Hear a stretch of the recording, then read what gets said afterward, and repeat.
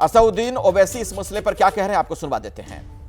Sir जो नागपुर में जो हिंसा हुई है औरंगजेब विवाद को लेकर, हाँ देखिए पिछले चंद हफ्तों से जो स्टेटमेंट महाराष्ट्र के सरकार के मिनिस्टर्स और चीफ मिनिस्टर से आ रहे हैं वो देखने की जरूरत है। सर आईटी तो वो सत्ता में है, गवर्नमेंट प्रोवोकेटिव स्टेटमेंट दे रही है और बड़ा अफसोसनाक है। आप देख लीजिए पिछले 4-5 दिन पुराना स्टेटमेंट उठा के देख लीजिए, तो ये खुद वो खुद प्रोवोकेशन किए और उनको इस बात का अपनी जिम्मेदारी का एहसास भी नहीं है कि वो मंत्री हैं, मुख्यमंत्री हैं। और दूसरी बात यह है कि आपने कई तस्वीर किसी बादशाह के बनाकर जलाए पूरे महाराष्ट्र में, कोई रिएक्शन नहीं हुआ तो आपको तकलीफ हो गई। तो आपने क्या किया कि कुरान की जो आयतें हैं, जो वर्सेस हैं कुरान के, जो एक कपड़े पर लिखी जाती है, उसको आपने जलाया।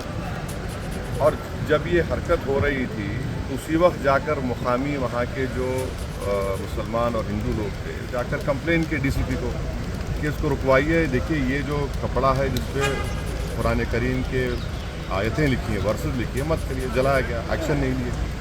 उसके बाद शाम में ये सब चीज़ें हुई। मैं उसका कंडेम करता हूँ वायलेंस का, मगर इसको टोटल देखिए। असदुद्दीन ओवैसी को आपने सुना। नागपुर में जो हिंसा हुई उसे लेकर चश्मदीदों के भी अपने अपने दावे हैं।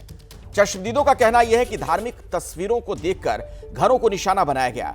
वहीं उस इलाके में रहने वाले दूसरे समुदाय के लोगों का यह कहना है कि उपद्रवी बाहर के थे, हिंसा में उनका नुकसान हुआ है। दोनों पक्षों के चश्मदीदों को भी जरा आप सुन लीजिए। हम लोग यहाँ पे खड़े थे, यहाँ पे खड़े रह के दंगा फसाद देख रहे थे। इन लोगों ने घर पे सामने आग लगाई, कारें जला दी। हम सब यहाँ से खड़े रह के देख रहे थे जाली से। एकदम से किसी ने बोला कि ये भी तोड़ो, तो इन लोग ने दरवाज़ा तोड़ा। दरवाज़ा तोड़ के हम भागे। मैं ये गाड़ी के ऊपर गिरा। गाड़ी के ऊपर गिरने के बाद हम लोग अंदर गए। अंदर जाने के बाद हमारे को पकड़े, हम छुड़ा के ऊपर भगे घर में हम पैक हुए। यहाँ पे सब तोड़ा फोड़ी, मंदिर सब तोड़ा फोड़ी किए इन लोगों ने। फिर उसके बाद बाजू वालों की चाय की दुकानें, उनका स्टॉल निकाल के बाहर तोड़ा फोड़ी करे उसको, उसमें से सिलेंडर वगैरह निकाले। उसके बाद पूरी कारें, पूरी बस्तियों में पत्थरे मारे। और जो इनकी जो लोगों की शॉप थी यहाँ पे, जैसे केजीएन सीट कवर है, कमाल अत्तर वाला है, उसकी दुकानों को कुछ नहीं हुआ। ना उनके ऊपर पत्थरे चलाए गए, ना उनके ऊपर कुछ आग लगी, ना कुछ। सिर्फ हिंदुओं को टारगेट करके हमारे को मारा गया। दुकान बंद करके आए, 10:30 बजे का टाइम था, खाना खाने बैठे थे। पीछे से खूब आवाज़ आ रही थी। पहले लोग बोल रहे थे कि भैया गीतांजलि के बाद जम के कुछ तमाशे हो रहे, झगड़े फसाद हो रहे। हमको उठते में यहाँ तक के आ गए 100-150 लोग। हम जैसे ही झाँक के देखने लगे तो इधर पत्थर मारे, उधर पत्थर मारे। हाथ पे औजार, लठ हाथ पे, अंगार के वो बोतल पे अंगार लिए आके हम लोग देख ही रहे कि हमारे तरफ पे फेंकना चालू किया। हम लोग जैसे जैसे अंदर घर के गए तो दरवाजे को पत्थर मारे। इधर गाड़ी आए, ऊपर में गाड़ियों को पूरा जला दिए आके।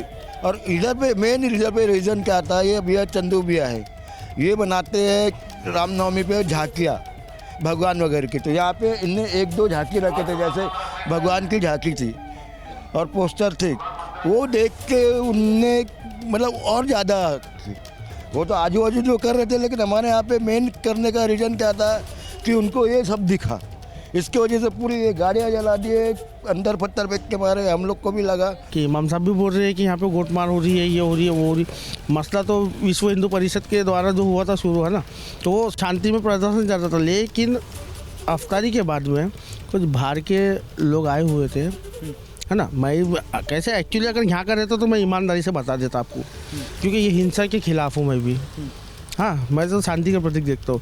लेकिन ये जो हुआ, ये बाहर के लोग, ये देखिए अब आप बोलेंगे कि गाड़ी हिंदू की फुटी है। मसला हिंदू मुसलमान का नहीं, मुसलमानों की भी फुटी हुई है गाड़ी, है ना। हिंदू मुस्लिम का कोई मसला ही नहीं।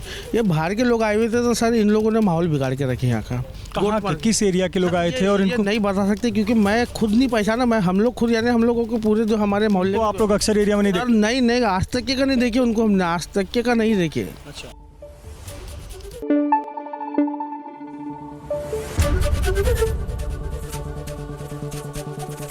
Thank you. एबीपी न्यूज आपको रखे आगे।